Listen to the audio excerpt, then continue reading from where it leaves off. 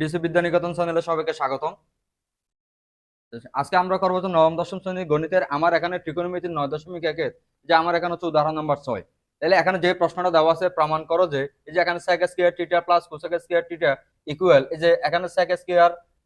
Theta into cosec square theta. তাহলে এখন আমরা লিখবো বাম পক্ষ, এই যে এটাকে লিখলাম বাম পক্ষ,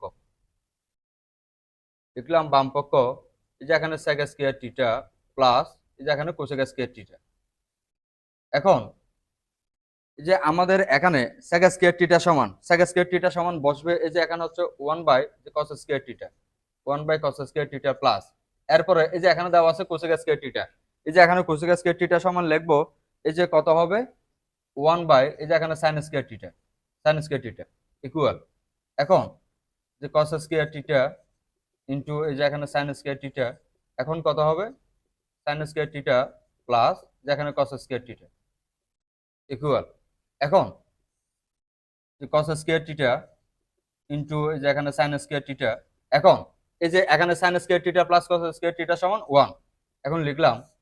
যে এখন 1 ইনটু যে cos স্কয়ার থিটা ইনটু এই যে এখানে হচ্ছে 1 বাই এই যে এখানে sin স্কয়ার থিটা ইকুয়াল। তাহলে এই যে এখন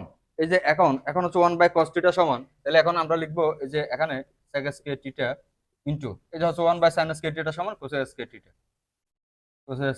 তাহলে এই যে আমার এখানে প্রশ্ন হচ্ছে প্রমাণ করতে বলছিল sec square theta plus cosec square theta equal এই যে এখানে sec square theta into cosec square theta. তাহলে এখন আমরা লিখবো ডান পক্ষ, তাহলে ডান পক্ষ, সুতরাং বাম পক্ষ সমান ডান পক্ষ,